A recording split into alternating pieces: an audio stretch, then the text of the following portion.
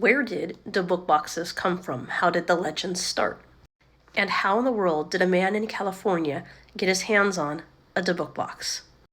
A debuk or dibuk in Jewish folklore is a disembodied human spirit that, because of former sins, runs restlessly on the earth until it inhabits the body of a living person, i.e. you and me. Belief in such spirits was prevalent in the 16th and 17th centuries in Eastern Europe. The word debuk is an adaptation of the Hebrew root davik, which means to cling to or to cleave. A debuk is considered to be a sticky, evil, malicious, malcontent spirit that wanders the earth because of past sins until it inhabits a body to cling to, i.e. you and me, in the living world. So, how did this belief come to be in the idea of the book? Let's dive into that.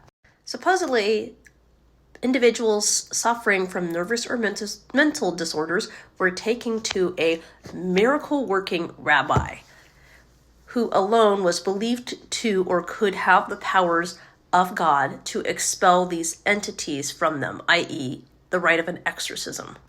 So as the story would have it, a book box appeared in 2003 when an antique store owner, Kevin Manis, bought a vintage wine box from a 103-year-old Holocaust survivor. Now, because I am Jewish, I'm not going to get into the Holocaust. That's a very touchy subject for me. I'll let you guys look that one up on your own.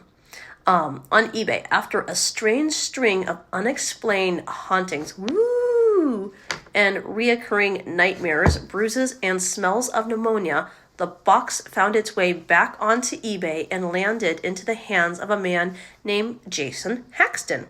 He too felt the wrath of the box and ended up burying it somewhere in Missouri, but not before pulling it out of the ground to appear on the television show Ghost Adventures. Haxton stated that the day it arrived, I put my hands on it and it almost felt like it was going to collapse into a liquid.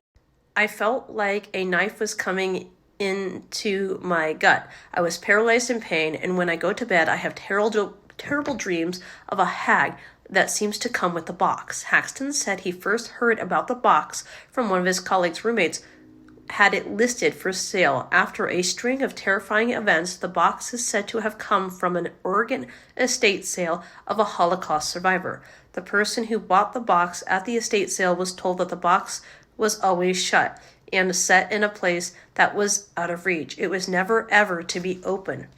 Haxton had paid $280 for the box, and when he opened, it contained a goblet, 2 locks of hair tied with a string of pennies from the 1920s, a dried rosebud, a cast iron candlestick holder, and granite statue engraved with Hebrew letters.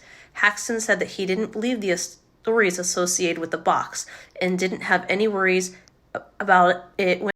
After Haxton acquired the box, he became very ill. He called it a tidal wave of, quote, bad luck.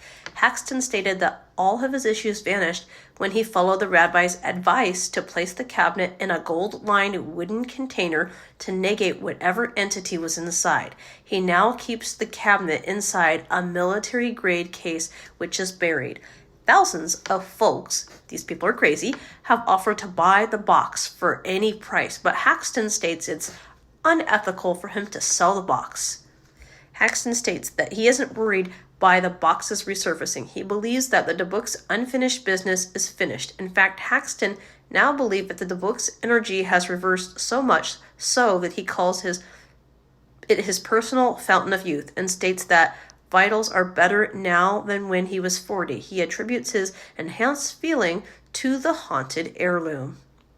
So I'm going to read you a blurb of what I found from U.S. Ghost Adventures website on what a book box is, because I don't know either. It's the first time hearing about it, so I'm just as surprised as you guys are.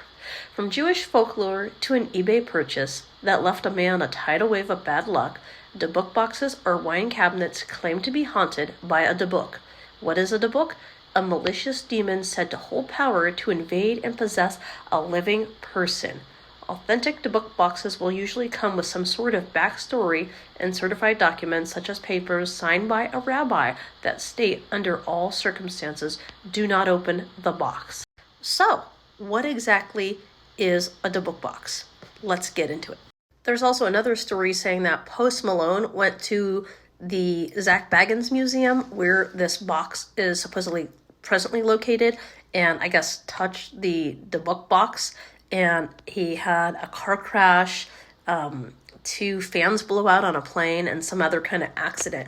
So he believes he is cursed, Post Malone, the singer, as a result of touching the Divit box, that something is attached to him.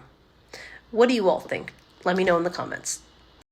If you are interested in purchasing one of your own Divit boxes because you, want some bad luck, want to experiment with the dead, take a chance of fate, you can purchase it for a very, very low price of $20 on eBay. There is all kinds of haunted objects on eBay, my friends. Today, the market is full of Divit boxes, and our online auction marketplaces such as eBay for $20, some as high as $1,000. Haxton states that most of these boxes are fake, just made to be creepy and a counterpart entertainment to show off to your friends. He says there are only a few real boxes in the world, but who in the world would take that risk? Now, I'm just going to share a little bit. I did purchase something from eBay not too long ago where the author claimed that these box of dolls were haunted that she sold me. And it was for like entertainment purposes, so obviously I knew when I bought them they weren't going to be haunted. Hello and welcome back to another episode of Exploring with Ash and Jake. Today we're going to be talking about the Divit box, aka Divit box. If this sounds good, let's hop right into the story.